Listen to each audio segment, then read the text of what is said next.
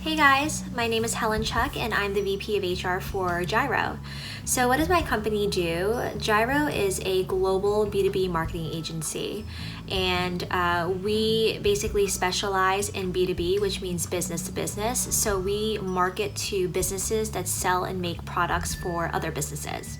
So two of our biggest clients, I'll name them. Emblem Health is one of our large clients. They are one of the largest nonprofit health insurance companies out there. We also work with a company called Grant Thornton, and they are an independent audit, tax, and advisory firm.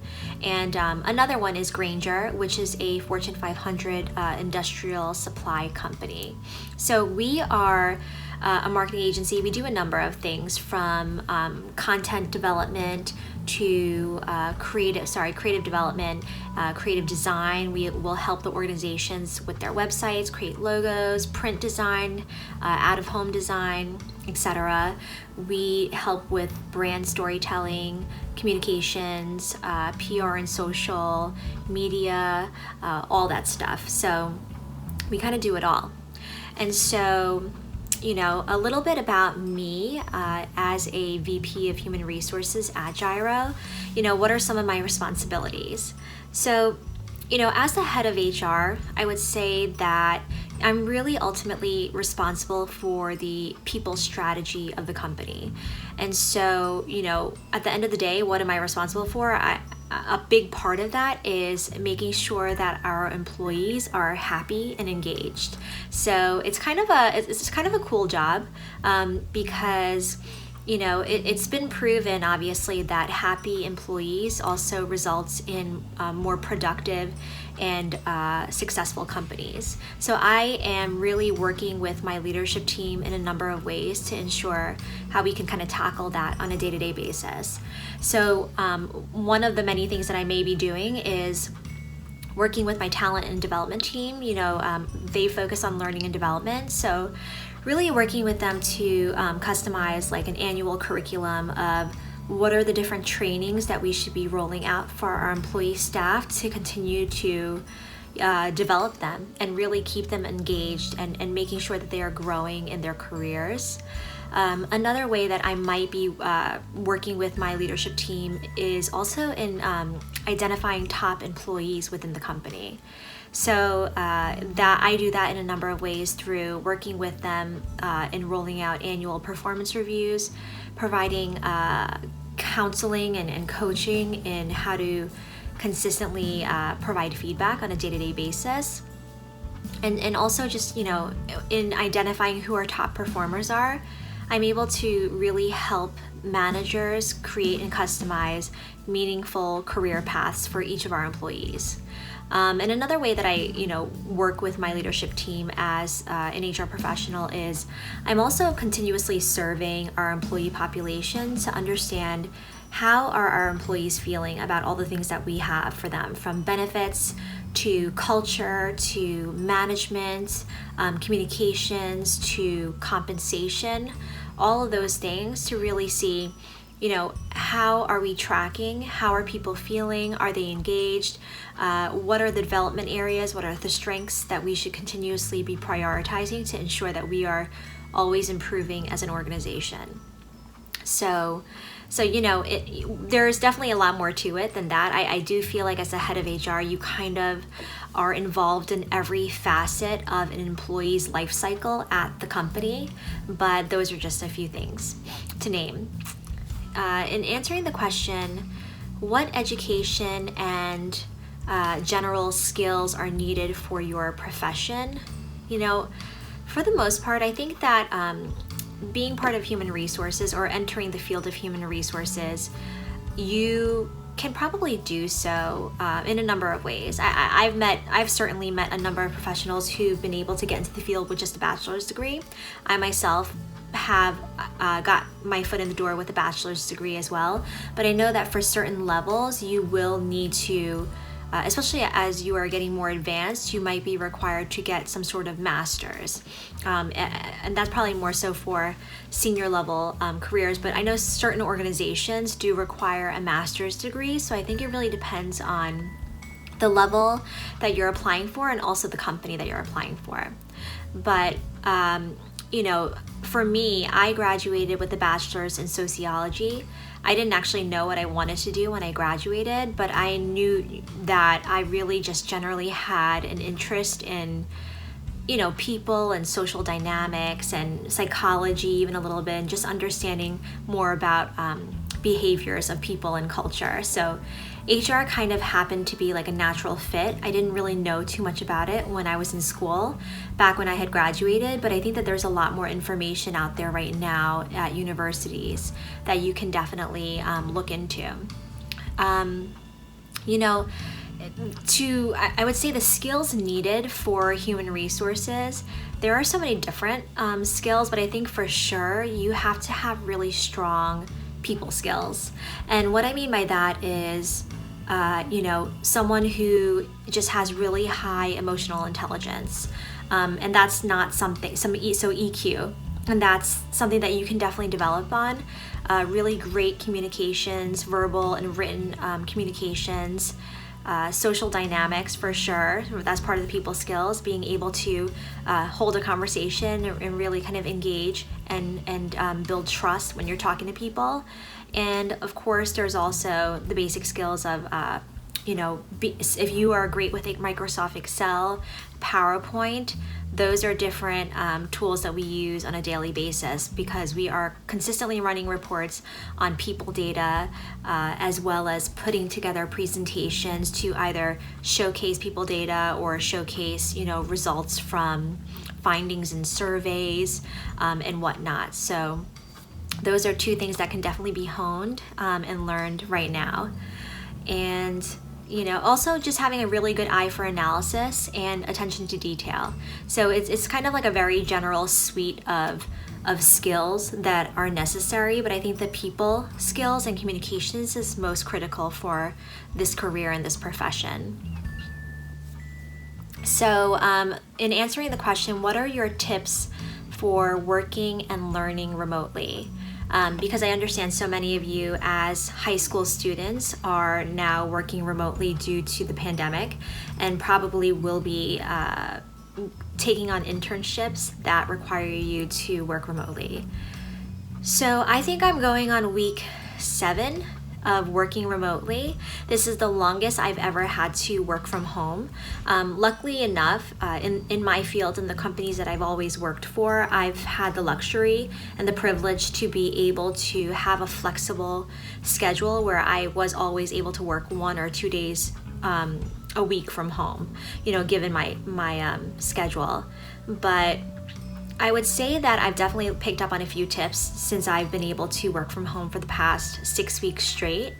I think one of the key things is really making sure that you're creating a space in your home that is a space that you can really concentrate.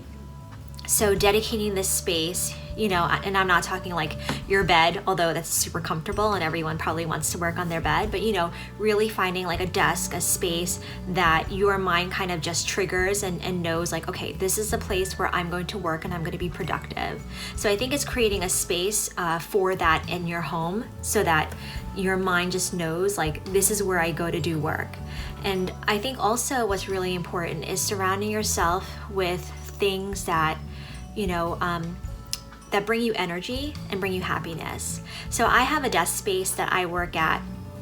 It used to actually be my vanity because I didn't have a desk space, but I've turned my vanity into an official office desk. I have positioned it to my outside window because I really want to look at like trees and I need to see nature or else I will go crazy. And I have a few plants on my desk and I have pictures of my family and my kids. So these are the things that bring me joy, they bring me happiness. And so I think it's really important to surround yourself with things like that to make you happy and motivated.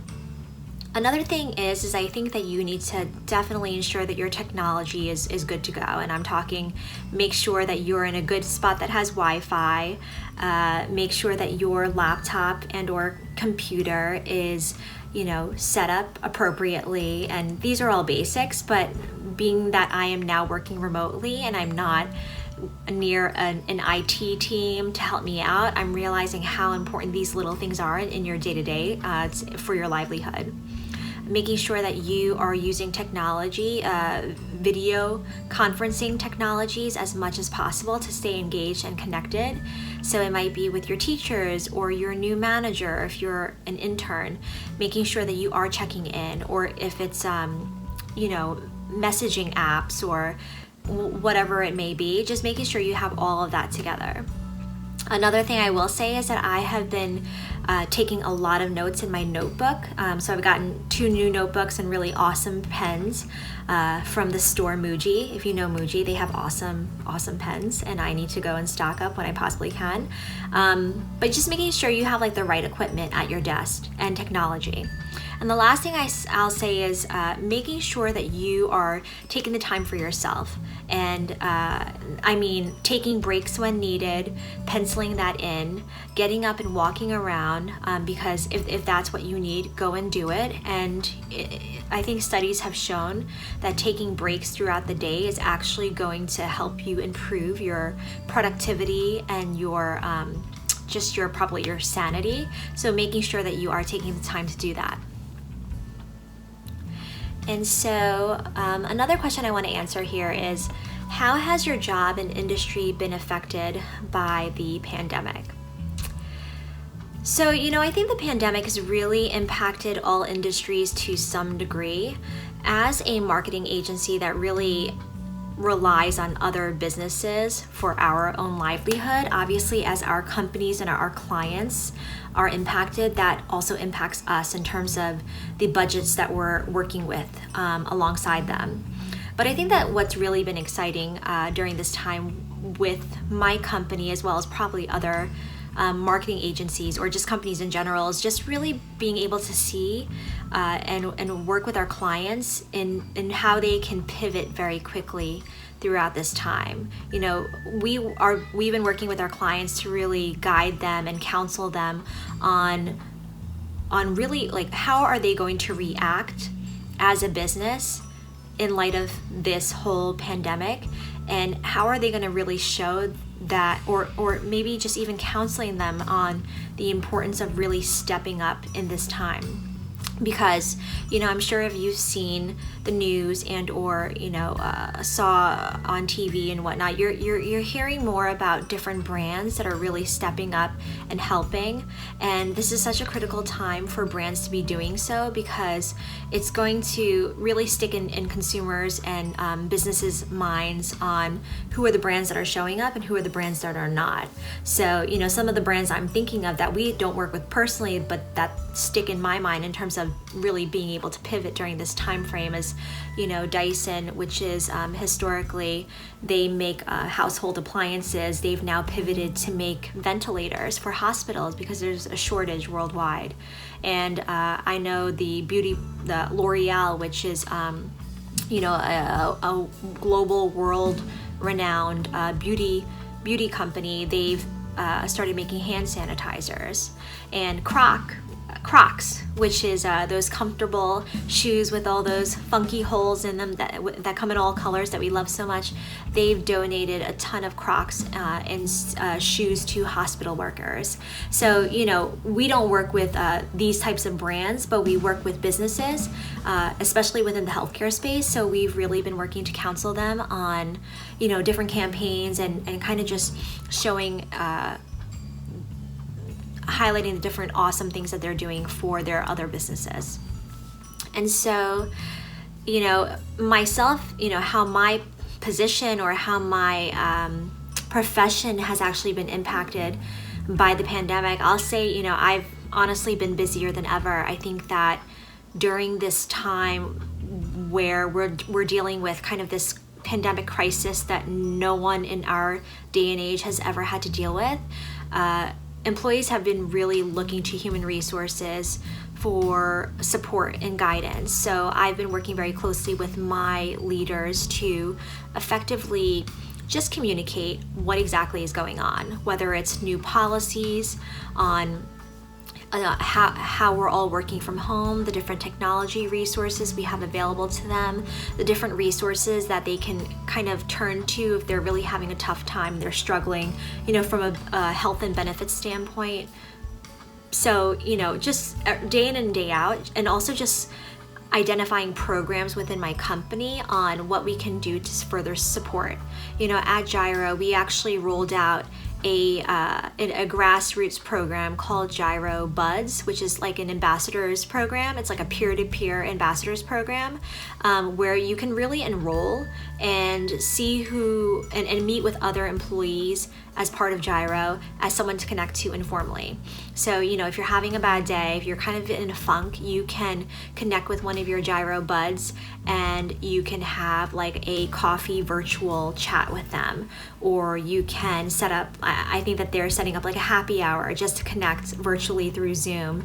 And it's an opportunity for them to kind of like socialize informally with each other and just kind of be there for each other. So that's been kind of cool. And so one of the last questions that I wanted to make sure that I was going to answer is, what is your advice for high school students interested in your profession? So, the best advice I'll give you is, if you want to learn more about human resources or just any profession at all, I would say right now, take the time to learn and read and talk to as many people as you possibly can, because that's really going to give you just more of an understanding about the profession itself. And also, I think everyone has their own different experience. My experience is going to be very different from someone else's. And also the fact that human resources is such a vast, it's such a big, there's so many different disciplines and specialties within human resources. There's being an HR business partner, where you're working closely with the leaders and the employees on how can we help them do better business. There are recruiters who are helping to interview and source candidates and identify the right talent to help our company progress in certain areas, and really understanding what the needs of the business are. There's benefits and compensation, and identifying and researching the different benefits that we can make available to our employees that will help further engage them and entice top talent into our organization, and different rewards. There's compensation specialists who really analyze market trends in compensation and what is relevant across different industries, and what should we be paying from a salary perspective, from a bonus perspective. There are so many different, there's operations, people operations, and those folks are really great at being organized and analytical, and really identifying the different systems and tools that we should be utilizing to be more effective as a company. And so there's just so many different facets of human resources. So I definitely encourage you to read up more about it. There's a wealth of information online. There's articles, there's groups, there's LinkedIn, there's probably free online courses that you can attend. And another thing I will say is LinkedIn. If you're not on LinkedIn, definitely create a profile, start building your network right now, connecting with other HR professionals or folks from different professions that you want to learn about.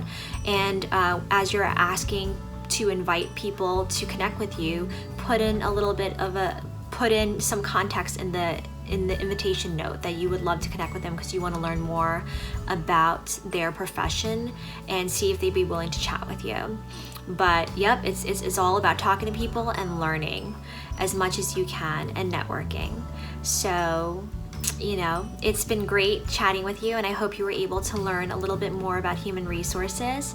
And my name again is Helen Cheuck, CHEUCK. I'm a VP of HR at Gyro, and if any of you watching this video would ever like to connect with me on LinkedIn, I'd be more than happy to. All right, thanks so much. Bye.